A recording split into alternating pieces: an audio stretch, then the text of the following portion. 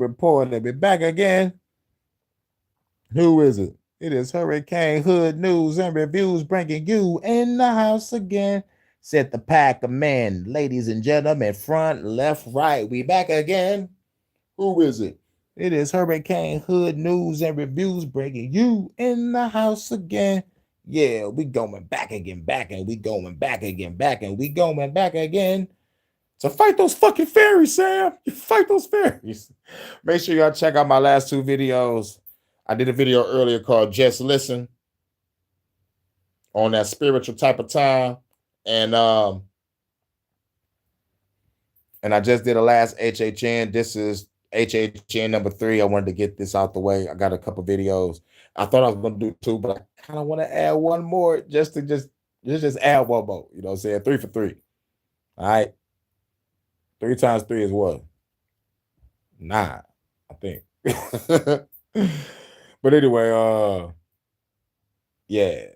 Anyway, we're gonna do this again. We're gonna talk about this motherfucking astronaut. The bitch was talking through an earpiece. I wish I had a motherfucking like I don't know what it is about, I guess, my motherfucking YouTube live camera, but whenever I'm either like in this mode and I try to go back to the actual camera, it don't take me back. So I'm like, what the fuck is wrong with this shit? I forgot, like, that was another thing to add. Like, whenever I try to, like, show my face, it won't let me. So I said, you know what? Fuck YouTube every which way and form, like, on some real shit. I kind of didn't mention it because like I felt it was like the smallest problem that I have with YouTube. But fuck it. I'm throwing that bitch in the goddamn pile with all the other fuckery that I go through on YouTube. If they're not kicking me out my motherfucking chat, they're freezing my chat so I don't engage with my content creators and they think I'm ignoring them and shit. I have to use my second phone to motherfucking find out that motherfucker my chat was still moving. You know what I'm saying? So fuck YouTube for that. They putting symbols and shit next to y'all comments, and they're deleting y'all comments. They deleted my UK correspondent Vanta, and all she said that she wanted was a Deacon cider.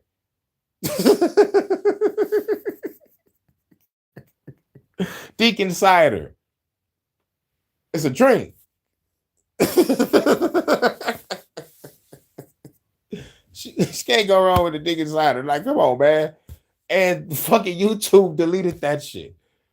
No cursing, nothing derogatory or whatever. She just mentioned the name of a fucking drink. Get the fuck out of here, dog. But that's what I gotta go through when I fuck with this shit.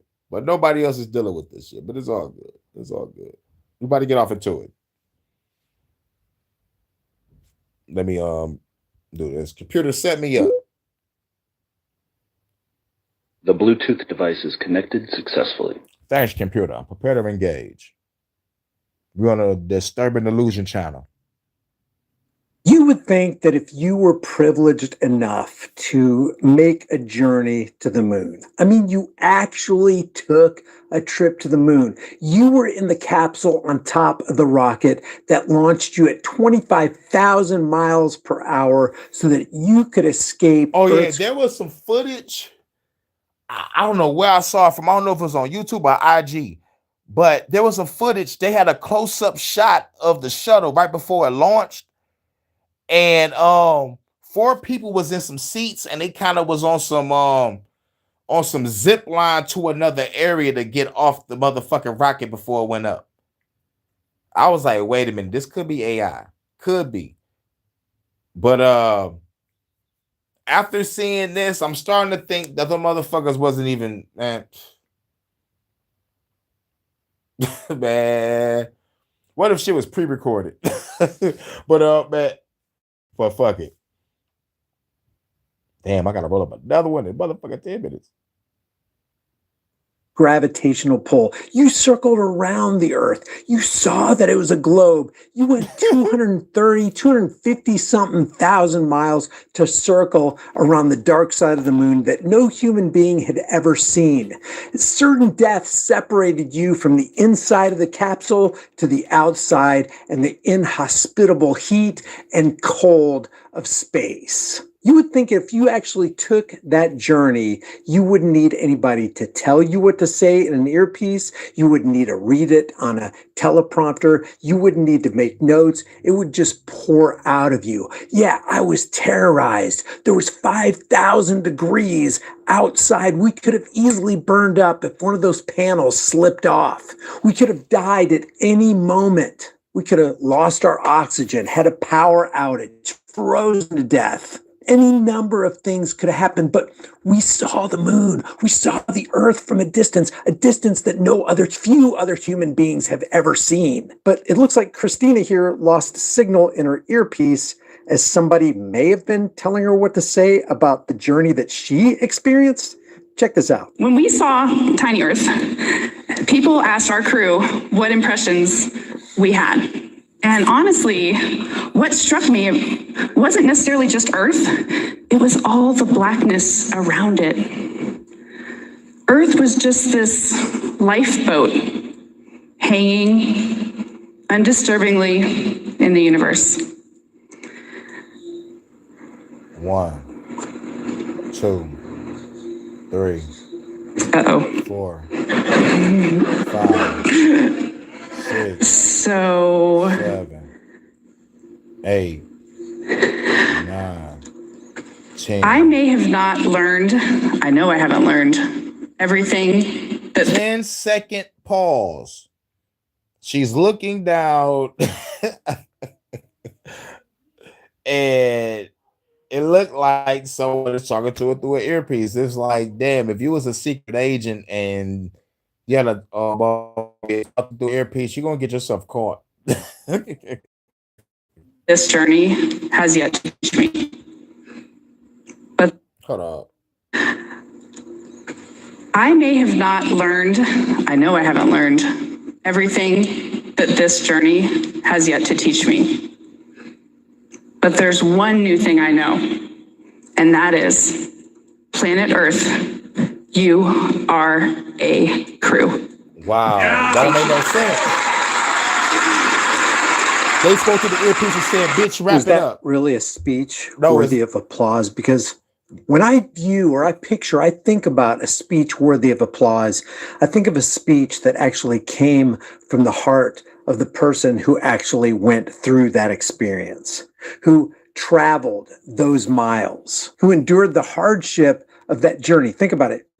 10 days in space, 4 people in 330 cubic feet or less, sharing these close quarters for 10 freaking days. 1 toilet, having to wear space diapers, crapping in a toilet that was working and then it wasn't working, 10 days without water to take a bath, to clean your private parts, to eat the crappy NASA food, and to experience a situation where your life was in continual peril for 10 solid days. And this is the best you could come up with? Somebody else had to feed you a script and give you the lines and help you to convey a message that only you experienced? Is this the best that $70 million a day provides Americans with?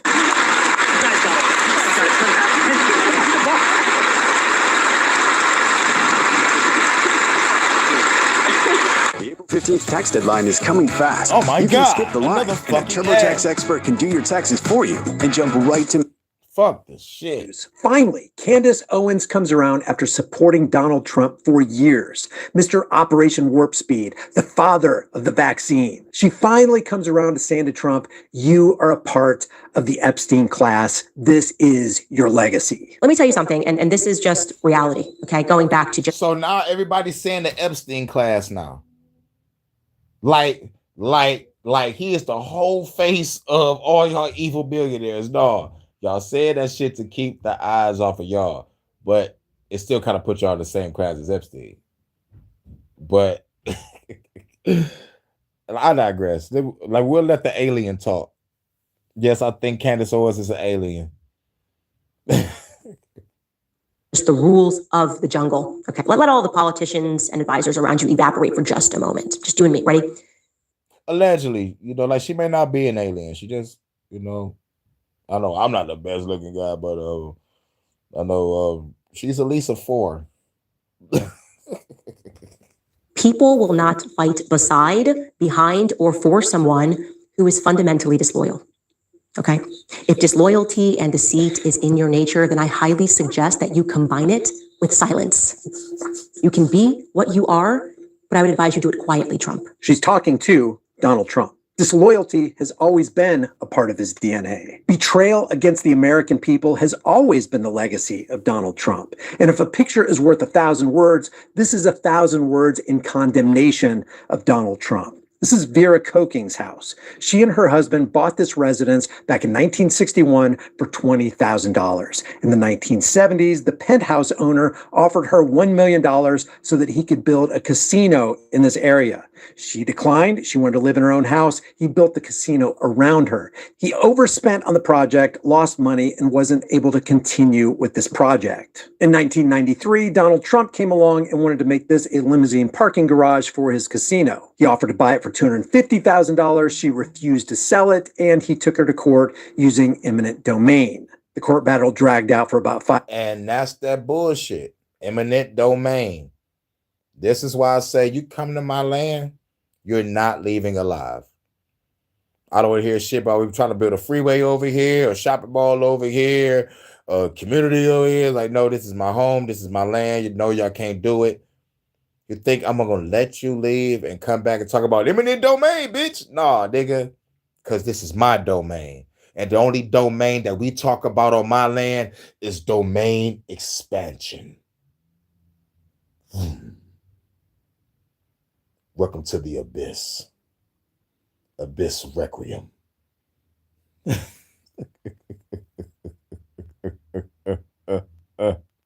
Sorry. 5 years, and she ended up winning the case. He was actually rightly called out for this during the 2016 presidential campaign by career criminal Jeb Bush. And shouts out to the lady for winning during that eminent domain shit, because the like eminent domain is the final card, but she took it to court.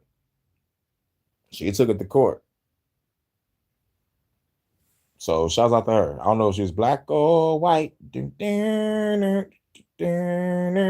Ow. Difference between eminent domain for public purpose, as Donald said, roads and infrastructure, pipelines and all that, that's for public purpose. But what Donald Trump did was use eminent domain to try to take the property of an elderly woman on the Strip in Atlantic City. That is not public purpose. That is downright wrong. And here's the problem with that. Okay. The problem was shout out to Jeb Bush for motherfucking standing up for that lady too. That nigga Trump threw the hand up and he did the motherfucking that motherfucking shit they do. They get the fuck out of here. You know that little hand motherfucking gesture they do? Trump was like, get the fuck out of here with that shit. Man, that ain't gonna win no elections, nigga. That ain't gonna win no elections. Fuck that old lady, nigga. That's how Trump did it. But Jeb Bush is the, let's just say, Jeb Bush is what some people in the people that in the politics like to call the good Bush, but he did some corrupt shit. I don't give a fuck how wholesome he look. That nigga did some corrupt shit. You a Bush, nigga. Your daddy talking about New World Order. Your brother put us in a forever war. Now your ass want to be president. No, bro, you the good Bush. You got to be ruthless like your brother and your dad. You can't be on this bitch defending old ladies, nigga. That's gonna make you look like a softie. You ain't gonna go to war. That's why Jeb Bush lost. But I forgot how he lost. But real shit. This shit was hilarious watching this shit. I'm talking about because watching campaigns is boring as fuck. I'm just trying to tell you that now. It's like watching C-SPAN. But what made it entertaining was Trump, because he's a fucking actor. This motherfucker fought Vince McMahon, Battle with the Billionaires. You know what I'm saying? They had a show called The Apprentice. Talk about you're fired. And he had Celebrity Apprentice too. I think Little John was on that motherfucker. Yeah. But anyway. To tear down, it was to tear down. He wants to be a tough guy. He wants to be a tough guy. It was to tear down. I didn't take the property. And the net result was you tried. I didn't take the property. The woman ultimately didn't want to do that. He did try. He did try to take it from her, and he used state authorities to do it. That is not true. And the simple fact is, to turn this into a limousine parking lot for his casinos is not a public use. And in Florida, based on what we did, we made that impossible. It is part of our Constitution. That's the best. They like, he's the good Bush. We like that Bush better than all the other Bushes. I voted for Jeb Bush. I voted for Jeb Bush. Yo, real shit.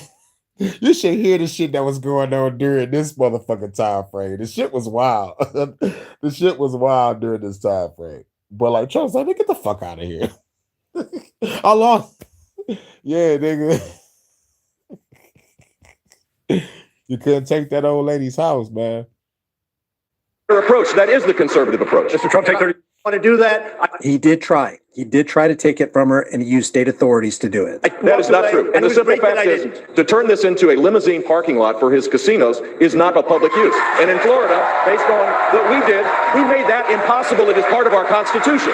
That's the better approach. That is the conservative approach. Mr. Trump, take 30 seconds. Let me just, he wants to be a tough guy. A lot of times, you'll have, and it doesn't work very well. How tough is it to take a property from an elderly woman? Let me talk. Quiet. How tough is it?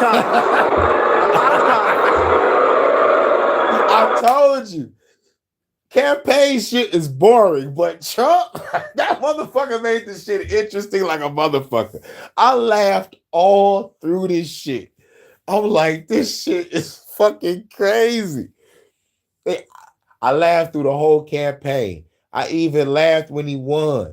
I was like, I knew this shit was fucking gonna happen. When they did that Donald Trump roast, when they did a roast of Donald Trump and that nigga was talking about motherfucker trying to be the president, I was like, holy shit, this shit might happen. This nigga fought Vince McMahon in front of the world. He had The Apprentice. This would be another Ronald Reagan. You know what? Let's compare Ronald Reagan to Trump. When Reagan got in office, what'd he do to the hood? Bought in crack. What Trump do? Help bring in fentanyl. Operation Warp Speed. Fuck it. Fuck the fentanyl. Operation Warp Speed. Nigga, that's the real fucking drug. They injected you with it. Kill you. Oh, and then Biden popped up with the fentanyl, I think. Was it Biden or Trump? When did fentanyl pop up? I know Biden was handing out needles if motherfuckers wanted to shoot up dope. Let's compare Trump and Biden to Ronald Reagan then. Fuck it. Who wins? Ronald Reagan? Oh yeah, let's do another comparison. Attempted assassination. They try to get Trump ass and they try to get Reagan ass. If you don't know your history, you're doomed to repeat it, man. But let's get back to it. That's all of his donors and special interests out there. So yeah, Donald Trump has always been fundamentally disloyal. People will not fight beside, behind, or for someone who is fundamentally disloyal. Okay? If disloyalty and deceit is in your nature, then I highly suggest that you combine it with silence. You can be what you are, but I would advise you do it quietly, Trump. Because MAGA is no longer commended by you, and you know it. You know it. You belong to the Epstein class. That is your legacy now. People will see your name on buildings, whatever was agreed upon in those boardrooms, Jared Kushner, Trump, Gaza, hotel, whatever you tweeted, so crass. They will see that. You will earn that. The Riviera of the Middle East. Donald J. Trump. Golden statues and all. And then when they see it, they will think about how many children had to die or be raped by men on islands so that you could stick the Trump name upon a building. And for clarity, Mr. President, that's not my fault. That's not Megyn Kelly's fault. That's not Tucker Carlson's fault. You made that trade. You chose money above respect. And why are you just now calling it out, Candace? What is going on with this psychological operation with Candace Owens and Tucker Carlson and Megyn Kelly versus... Thank you! Thank you for calling that shit out. Like, why all of a sudden, man, like, yeah, get the fuck out of here. Candace Owens is the black new female Alex Jones. Tucker Carlson is the new Alex Jones. And Megyn Kelly, she should just sit down somewhere on some real shit. She just go sit down somewhere. Sit down, Megan. Megan, sit the fuck down. The Larry Loomers, the Mark Levins, the Cat Turds, the Sean Farashes. I don't feel sorry for any of these people, and I don't buy this. Well, at least they're coming around now. The only reason they grifted then about what they were grifting for is because they were making bank. Now they're making bank doing something different. It's not because they stuck with their principles. It's not that they have currently come to a, hey, we've come to Jesus moment. This is all pragmatic. They're doing this now because it works for them. It's bringing money in for them. It's increasing their numbers and their clicks and their advertising revenues. Yeah, and all those motherfucking names that he just said steal all my talking points, and everybody that platforms that I ever joined, they take they talking points because like we like revolutionary spiritual over here, like conspiracy theory type of truth type of channel. These fuckers that's getting all these motherfucking views, likes, and subscribers taking all of our talking points, all of it, and then they shadow ban our content so the right people don't see our shit. So now, if the motherfucker that do see these motherfuckers, that's motherfucker the motherfucking big subs and all the big views, they see our shit, they'll be like, nigga, you took that from Candace, or you took that from Tucker, or you took that from Megan, or you took that from whatever the Alex Jones, whatever the fuck. But motherfucker, we've been saying this shit since the goddamn fucking 60s, 70s, 80s, 90s, and early 2000s, and y'all looked at us like y'all some crazy nigga conspiracy theorists. Or y'all some crazy conspiracy theorists. Now, all our shit came true, nigga. We are undefeated. And we still ain't got no apology yet. But they take our talking points and get money off of it. This is why I say burn it all down. Look how many times she breaks in on every one of her videos. There's 4 or 5 sponsors every single time. She's making a ton of money off of this. And she's getting millions of views because it works, not because these people abide in the land of principle and integrity. Absolute shame that you chose to do that toward the end of your life, okay? Because you can't take money and things and stuff with you when you go, just your soul. And you sold yours for what? Another gilded ballroom? Let me be perfectly clear when I say this. Charlie Kirk, he died free. You will most certainly die a slave, okay? You are in chains right now, and the entire world can see that perfectly. I've built my career auditing for quality and efficiency. We operate in 67 countries around the world. Evil. Charlie Kirk was wholeheartedly supporting the pedo you are now exposing. Exactly. Charlie Kirk was and still is a key figure in bringing tons of people to the demoralization ritual known as voting. You don't think Charlie Kirk knew what Donald Trump and his entourage were involved in? You don't think he was tipped off? You don't think he had his finger on the pulse of what was still going on and he was still a wholehearted vocal advocate for Donald Trump? He freely walked in the halls of power among the perverts that you now say, Candace, are a part of the Epstein class. At best, what you can hope for in this moment is that maybe one day upon the college campuses that you so deeply cherish, they'll teach all about your now tarnished legacy as the perfect modern day example of Plato's allegory of the cave. You're familiar with that one? The prisoner chained in a cave, multiple prisoners chained in a cave with a fire burning behind them, mistaking shadows on the wall for reality. And when one of those prisoners escapes and makes it outside of the cave and into true daylight and sees, oh wait, that's not reality, and they return and they try to tell the other prisoners, no, there's truth and there's actual reality outside. They fight that person. They don't believe it. They call that person crazy. That's you. You are chained inside of a cave right now. And who's making those shadows on the wall, right? At best, the annals. I think this allegory applies just as much to the Candace Owens, the Tucker Carlsons, the Megyn Kellys, the Mark Levins, the Larry Loomers, all of these, the Benny Johnsons. It applies just as much to them now as it did then, because how could you lead your massive audience to cast a vote for the father of Big Pharma, to the father of the VAXX, to the promoter of Operation Warp Speed, to the guy who signed his name on the biggest power and wealth transfer, giving boatloads of money to the big pharma industrial complex, to the corporate elitists and the banksters, and the foreign entities like Israel. Has it now all of a sudden occurred to you that Miriam Adelson and Sheldon Adelson were big money donors for Donald Trump? Did you think that they gave that money expecting nothing in return? Of history, I think within them, you will be relegated to a philosophical discussion, the madness of President Trump. People will ask, who made Mr. Trump believe the shadows on the wall were real? Who made Mr. Trump president? The Candace Owens of the world, the Megyn Kellys of the world, the Charlie Kirks of the world, the Brandon Tel Aviv Tatums of the world. The professor will chide the class, and in essays, students will cite the example of the man who was once considered a leader of a movement, suddenly reduced to sitting on the side in the Situation Room at the White House while the leader of a foreign country, Benjamin Netanyahu, stands above him, convincing him that Iran represents an imminent threat which can be crippled within weeks. So now she's not even blaming Donald Trump directly. She's basically saying, whoa, you're listening to all these people. You're going off in the wrong direction. No, it's Donald Trump making these decisions and doing what the banking and corporate owners tell him to do. Donald Trump is a puppet. Bibi Netanyahu is a puppet. All these world leaders are puppets doing what the people who bankrolled them hired them to do. Now the students in that class will be mystified. It will be such a compelling examination. Good discussion. Bibi is your master.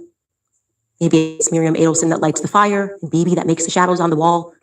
But the entire world recognizes that now. No, that's not true. The entire world. Have you not read any of posts from Cat Turd, a highly influential poster on X? Have you not read do you not see what Benny Johnson is saying? He's got a massive audience too. There are a lot of people who still support. They will ride and die with Donald Trump no matter what he does. What did Tim Pool say just the other day?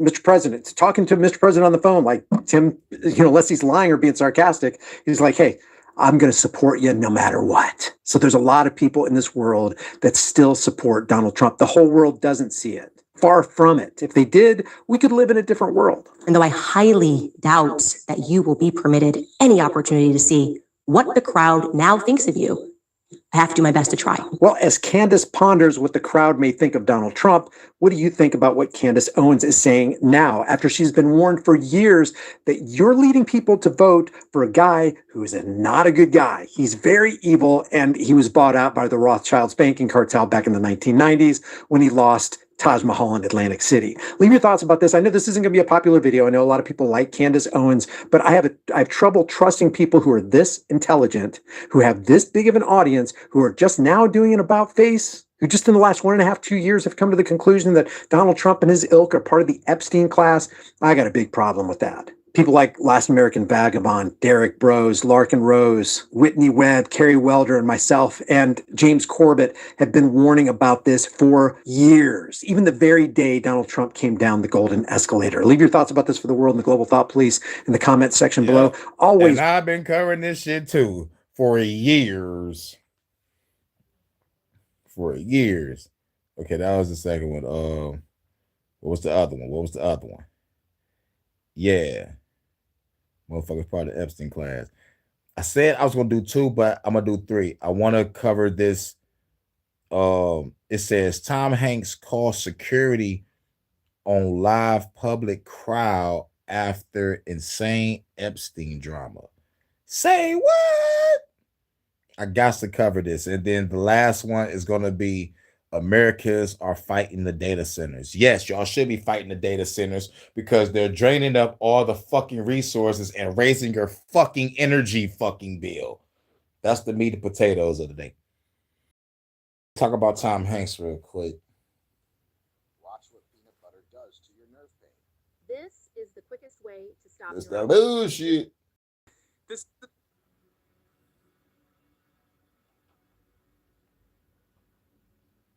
There we go. We got it. Now, there is no doubt about it that many Hollywood celebrities, whether it's actors, actresses, writers, directors, and more, even comedians out there, they are beginning to act very irrational and very defensive, aggressive, whatever it may be, toward their own fans, toward the general public, whenever it involves politics or anything to do now, especially with Jeffrey Epstein and how this subject is at the very center yet again because of Melania Trump's recent Epstein announcement. There's been a lot of things going on with Tom Hanks in light of promoting Toy Story 5, going on multiple rants and tirades about Donald Trump and more, especially directing it all toward Trump supporters and even independents out there. This is Mike Zero. Subscribe if you're new and like this video to see future updates. You can also follow me at Mike01, and thank you also very much for the great and kind support. Now, we know one thing about Tom Hanks right now is that I would say definitely within the past 6 to 8 months, he's been very vocal, and vocal in a sense where he does it in a very angry way about his political views about Donald Trump, about his overall views even on independents that support just some of Trump's policies out there. There's a lot of things going on right now with Hanks, and it's exactly why he's pretty much, walking on a thin line right now. He's walking on eggshells related to Toy Story 5 because everything's beginning to fall apart for the press tour. This is why also Tim Allen, their press tour events are all separated for the most part as of right now. What's interesting about this, though, has a lot more to do with Tom Hanks and exactly what he had to do against a live crowd in light of the whole political situation going on with Tom Hanks, really doubling down on his Trump rhetoric, his anti-Trump rhetoric to be specific. Now, with many Hollywood celebrities beginning to go too far with their politics to the point of heavily dividing and alienating their audience, one major development going on now involves more to do with actor Tom Hanks, who recently got caught in the middle of tons of drama at an event for Toy Story 5 that's served as part of his press tour that turned into a nightmare not just for Hanks, but also for his entire team, including his own private security at the event. Now, it turns out that Hanks eventually brought up subjects related to Donald Trump and Melania Trump, where he called them and labeled them as traitors to the country and liars to the American people at an event for Toy Story 5, and even went as far to claim that they were engaging in various illegal activities and also labeled the MAGA movement as a toxic weed in our society. These unplanned Trump comments by Tom Hanks reportedly ignited some fury from reporters at the private event, where as Tom Hanks was walking out, he was being asked multiple times about Jeffrey Epstein. Specifically, questions were asked toward Tom Hanks about his thoughts on Melania Trump's Epstein announcement. This is when Tom Hanks immediately called security over and waved over his own private security team immediately to take care of the situation by the reporters that were very much loud and very much desperate to get an answer from Tom Hanks about all of that. Now, get this, another reporter also questioned Hanks if he was ever on the Lolita Express and absolutely refused to comment on that question. Yet again, this is when Tom Hanks shouted someone's name to come over, which was, of course, one of his security guards to call the other guards to actually come over and to actually create a path for him to exit the building properly without being asked further questions. At one point, Hanks was seen pointing also at lines of people associated with the media, endlessly asking him questions about the midterms and Donald Trump. Again, Hanks called over his security over to block their phones and to put those phones down, and also had his security to inform them that he will not be signing autographs for the evening at all. Things got out of hand quickly once the Walt Disney Company, get this as well, caught wind of this little outburst by Hanks on stage that was all driven by politics, that resulted in tons of political questions coming from reporters instead of questions specifically for Toy Story 5 from the media, as of course some of which that involved were Epstein-related questions that instantly put Hanks in panic mode to actually call over his own security to handle the situation. Now, guys, let me just say one thing about that. Now, this is exactly why I think Toy Story 5 is really not getting a good press tour so far, let alone not really all that great of a marketing campaign. We're seeing this with a lot of movies lately by Disney. I mean, they're doing this with, The Mandalorian and Grogu. That's another Star Wars film coming out this year. You really don't see much advertising for that. Same exact thing is going on with Toy Story 5. This has a lot to do, by the way, with their cost cutbacks that we talked about over a year ago that is now being picked up by new Disney CEO Josh D'Amaro. This is a previous idea or strategy, I should say, that Bob Iger put into place with the board to cut back on marketing expenses, essentially. Now, in addition to this, Hanks also was reportedly given a very serious warning from the Disney company to never bring up politics again for a press tour event related to Toy Story 5, as it is hurting their chances of turning the film into a box office success. Now, Hanks also is still deciding to take part in political rallies over the summer to promote the midterms. Now, again, let me just point that out for a minute there. He is yet the upteenth actor right now who's going to be taking part in political rallies over the summer, most likely after Toy Story 5's release. That points us right in the direction of July, maybe August, right around that time frame. And so I feel every actor that gets involved in those things or gets involved in political commercials, their careers just go down the drain. We all saw what happened with George Clooney and Julia Roberts, where their commercials during the 24 presidential election to promote that one, we know that they actually dealt with a lot of pushback after they promoted that it's okay to lie to your wife or husband on who you voted for. That's exactly what they said in their commercials, and it backfired. So I can only imagine what this is going to look like for Tom Hanks over the course of the entire summer, for the most part, of 2026. Now, in light of all of this, after Hanks called the security on multiple reporters to stop asking questions, to actually prevent them from asking further political questions, as he was entering his vehicle, more questions about his thoughts on Melania Trump's Epstein announcement were directed at him. All Hanks did was wave and jump in the car and just immediately left. And look, the fact that he was trying to dodge these questions left and right, you got to remember that he's the one that brought up political related subjects. He's basically asking for this drama. And so it's kind of weird when you have actors that are getting so panicky, they're trying to rush out of there when political questions are being thrown at them. When they turned a press tour event that was specifically catered for Toy Story 5, half of it turned into political statements or political rants out there, or, you know, taking little jabs at Donald Trump and Melania Trump and doing all these different things on stage. And again, I think this is why a lot of actors right now, they are failing in the industry. They are really not meeting their expectations with their films, box office wise. People are tired of all the forced agendas. And look, in light of all of that, let's put all politics to the side. Let's make believe it doesn't exist in this scenario. Toy Story 5, who is really asking for a fifth film to begin with, let alone a Toy Story film, in this case, that's going to center on... That shit should have ended after part 2. I give part 3 the benefit of the doubt just so y'all can have a trilogy and a franchise. But 4 and 5, I didn't even know they had a part 4.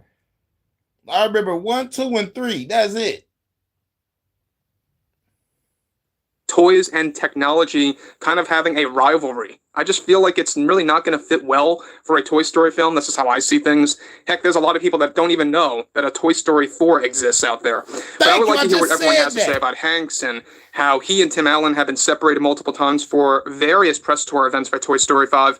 You don't really see Tim Allen all that much with Hanks lately, and that's for a reason, because they know that Hanks is basically, you know, like an unleashed dog at this point, going on all these rants and tirades on stage, pushing all these political questions or pushing all these political statements to force political questions that he just puts himself in a situation where he has to dodge them.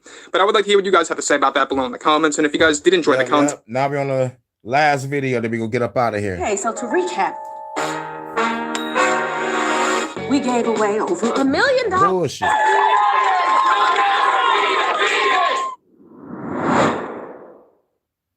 So, you know, they're putting up these data centers. We were talking about this with Whitney Webb, and she, you know, there's a lot of horror surrounding them. They use up all the water in the area. It drives up everybody's electricity. Yep, I said that. I covered that on many HHN special reports. I cover that shit all the time. But I still don't know how it's draining up the water, though. Like, what's that process? What is that process? Are y'all pumping shit from a lake or something? Or y'all just taking water from the sewer or taking water from a nigga crib? How is y'all doing this? Somebody let me know. I feel like DMX. Like, somebody let me know what these data centers want for my nigga. They want your water and your fucking light bill to go up. Kiss my ass. Let's go. Jimmy Dore. All kinds of bad things. So they tried to stop it. There was one there proposed. This is from Wall Street Apes. This is literally insane. So many people showed up to oppose a $6 billion data center in Missouri that they had to use bleachers. The whole crowd yells and chants they don't want the data center. Festus City Council voted to approve the data center anyway, right in their freaking faces. Wow. Here it is. Let's watch a little bit. Here's the Festus Council approves a $6 billion data center plan despite public pushback. Bill number 4876, ordinance of No data center! No data center! So CRG, the data center arm of area developer Clayco, hopes to build the data center on roughly 360 acres north of Highway 67, and they're all chanting, vote them out. Okay. And they did it. They approved it anyway, right in their face. Yep. They don't care. And that's when everybody get up from the bleachers and start attacking politicians. Officially stump they ass the fuck out, allegedly. This video might give me a strike too for saying stump out a politician, but who gives a shit? I'm a revolutionary. And if I do get a strike, I got a second channel. Catch me on Hurricane JW2. Oh, yeah. Look how unreasonable these people are about having their land, water, and private information and power stolen from them. How unreasonable. Here's another one. This is the noise. This is the noise coming from the hyperscale data center in Dowagiac, Michigan. Residents who live nearby say they can no longer open the windows in their homes because of the noise and are very worried about their property values. The data center. Yeah. And that's in Michigan. That's up here. I'm in Detroit. I don't know what the fuck he just said. I always learn about a new city in my goddamn state. So let's listen.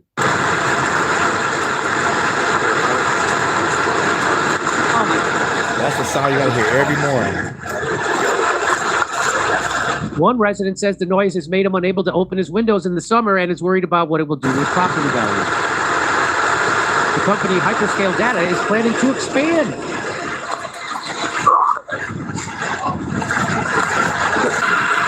In the summertime, like I said, we like to have our windows open, and it's hard to when you're listening to that all the time.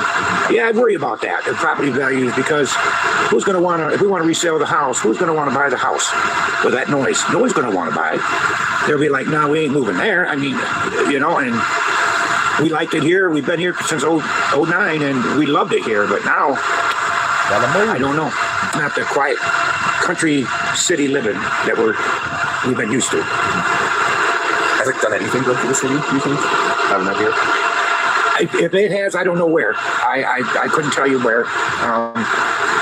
All I know is I don't even know for sure. You know, they painted it at one time, and then they changed it up, and they did that. They put the screens up there, and they just make a noise of it. There's just too much noise.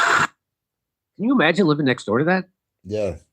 Can you imagine that? You got a house, all of a sudden they do that to your neighborhood? Can you imagine being in the projects next to a fucking garbage factory and you gotta smell a shit smell every fucking morning, and when it rains, yeah, try that. Also, Yes, you don't have to imagine it. It happened. That makes me sick. Here is a massive 18 million square foot data center is being planned north of Amarillo, Texas, along with a nuclear power plant to power it. Damn. Cotton Farmer says the Texas Panhandle is the largest U.S. cotton producing region, and water needs of the data center is going to wipe out the cotton industry. Many residents in the area rely on well water, to which will be also likely wiped out.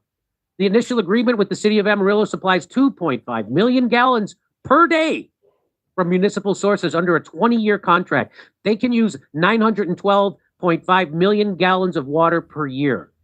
That's a billion gallons of water per year. This will be devastating to the people who live there and rely on the water. No kidding. Well, maybe if they use the Flint, Michigan water, it will poison the company and it'll drop dead. How about that? Right. There's a cotton farmer. Right. They still ain't the Texas fixed Panhandle. the You might want to pay fucking shit attention in to this Flint, one. Michigan. I don't know how many of y'all have heard about Project Matador. And if you have, I don't know how many of you heard all of it. Because quite frankly, I've heard enough that it scares the shit out of me. For those that don't know what Project Matador is, it is an 18 million square foot data center planned to be built north of Amarillo, Texas. Now, the problem that I have with this place, and the reason it scares me, is the cooling. Because it's not just cooling the data center itself, it's also the cooling for the nuclear power plants they're planning on building to power this place. Now, the cooling for that area is going to have to come from one of two places, and both of them are underground. It's either going to come from the Ogallala Aquifer or the Santa Rosa Aquifer. Either way, it's going to dry up a lot of water to the south of that power plant on the southern end of the Panhandle. And for those that don't realize, the Panhandle region of Texas is the largest cotton producing region in the United States. You want a quick way to put an end to that? Dry up the well water, because there's a lot of us that rely on those to grow what we do. The Panhandle region with irrigation, we can grow between 2 and 4 bale cotton, depending on how good your wells are and where you're at, how good your soil is. You dry up those wells, we're going to go from that 2 to 4 bale region, which is about 1,000 to 2,000 pounds, down to about a half a bale acre, which is about 250 pounds per acre. You do away with irrigation for us, and we can't grow what we grow. It's also going to hurt the people that live in the rural areas that rely on well water for their homes. People that live out here in the country, you dry their wells up and they don't have a choice. They either have to haul water in or they have to move, period. Now, this place claims they're not going to use a whole lot of water. They claim that, oh, well, it's going to be a closed loop system. We're just going to get a little bit of water out to start with, and then we won't need any more. That's a lot. They're going to use cooling ponds, and I've read through all their proposed plans. Well, those cooling ponds, what they don't understand is West Texas is also very hot, and a lot of water gets lost due to evaporation, which is why a lot of guys have done away with pivots and gone to subsurface drip irrigation to try to mitigate evaporation loss. Well, when the water evaporates out of their pond, they're going to have to refill it. They don't have a choice, which is going to drain more water out of the aquifer. I don't know how well our politicians are paying attention to what's going on with that and all the other data centers around the area. There's several. There's one being built about 5 miles away from where I'm standing right now. I don't know how well they're paying attention to these data centers and just exactly what's going on. But if they would listen to the people of Texas, especially the people of rural Texas who are affected by what these guys are doing, they would understand that we don't want these things. We don't need them. We don't want them. They can be built in different places where they're not going to affect agriculture. Now, our state lawmakers, I don't know if they're going to do anything to put a stop to this or try to pull the reins back on it and say, hey, hold on, let's investigate this a little more. I don't know if they're going to do that. I don't know if the guys in Washington even care. You know, our president claims to be a friend of the farmer, claims to support what we do out here. But in the same breath is allowing places like Project Matador to be built, which is going to kill farming in the Panhandle region of Texas. So I don't know what's to be done other than call your elected officials and I don't know, try to get them on board with putting a stop to this. I've talked to a few guys that are running for state office, and the best response I've got from one of them was, well, I've talked to guys and we're planning on building a pipeline down from Kansas or Missouri, somewhere up north. We're going to build it off one of the rivers, and we're going to pump river water down to the Panhandle so y'all can irrigate with river water. And I was nice when they told me that, and I didn't say anything. I bit my tongue. I hate to break it to them, but that plan was talked about 50 damn years ago. It wasn't viable then, and it's not viable now. A, it would cost way too much money to do. B, the river level is going to fluctuate. When you pumping that much water out of that damn river, it's going to fluctuate a lot. And then you just get to the viability of the entire length of the Panhandle. When you get to somebody like me on the southern end of the Panhandle, I'm liable to not get any water at all. Like I said, a big pipeline coming down off a river, that's been talked about for a long time.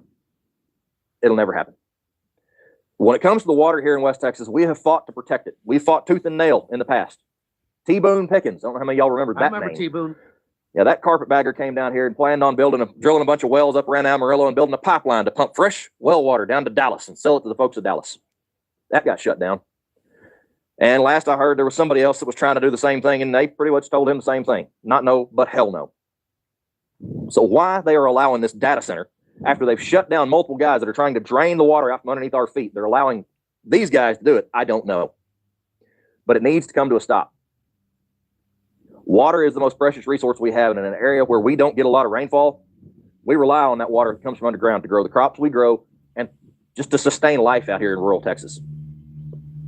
So call you politicians, call you elected folks, put the bug in their ear. We don't need Project Matador. We need to protect our well water.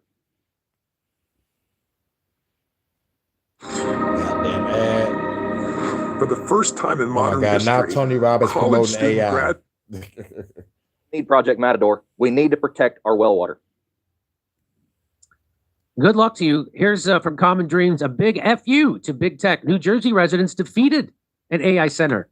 It's time to build communities, not data centers, said one local activist. Well, let's see. For them.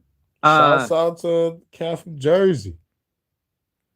He said, big fuck you to the data centers. Like, we need communities, not data centers. That's what's up.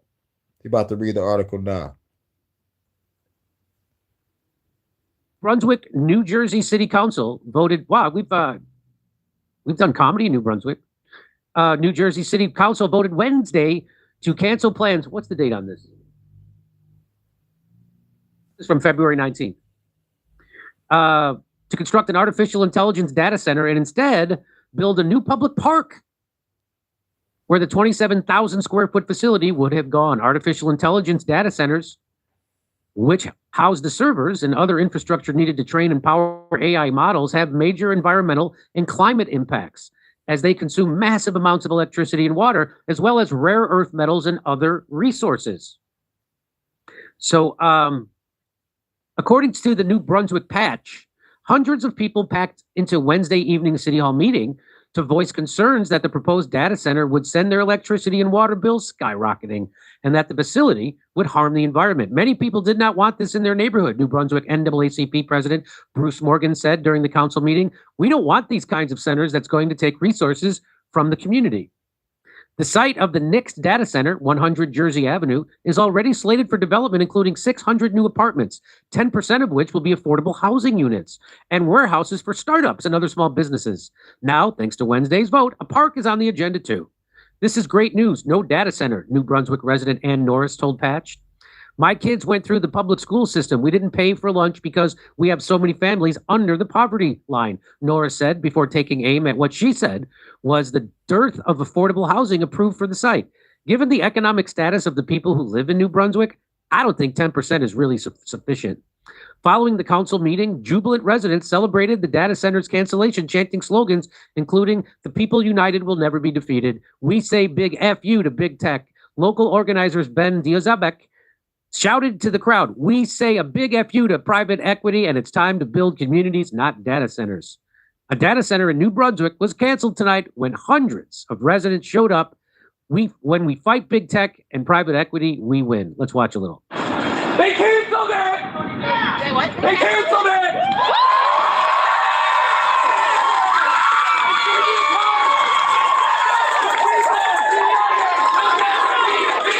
The people united will never be defeated! The people united will never be defeated! The people united will never be defeated! This is what it looks like when people stand up! We are going to be fighting against data centers everywhere in New Jersey. Each and every one of you again. And we say a big fuck you to big tech. We say a big fuck you to private equity.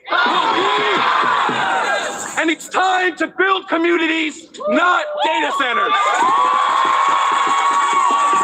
We're here today because there's a proposed data center popping up here in New Brunswick. There are hundreds of concerned residents showing up. People are fired up. They do not want big tech in their community. They do not want these data centers popping up in black and brown majority neighborhoods. It is done like that for a reason. These billionaires and financiers at AMZAC Capital Management know exactly what they're doing because they are doing it everywhere.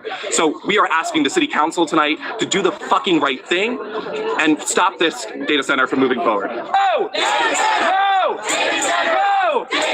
Energy rates have gone up by 20 to 30%. 70% of that is being caused by data centers built in the PJM region, okay? Water bills, right? New Brunswick residents know water bills doubled in 2025 to handle the infrastructure. It's gonna go up another $10 on water and sewer this year. So this project is gonna raise bills for your energy and for your water. We fired up? People united will never be defeated. The people united. Who got that fucking tambourine? So Who brought a tambourine that's to very this shit? true because the whole game is always divide and conquer. Somebody need their ass And when beat the for people do come tambourine. together, they often win. The problem is that the establishment knows very well how to divide and conquer, and they're good at it. They're good at it. So that's why the message of this show is: don't blame your neighbor. Your neighbor is suffering under the same oligarchy you are. Don't allow them to divide us. What unites us is far greater than what divides us. And if we don't come together, we won't have anything to fight for in a little while. So fantastic. That was great. So shouts out to everybody coming through. This is another quick HHN special report. Now I can finally kick back and relax. I just dropped 3 lives today.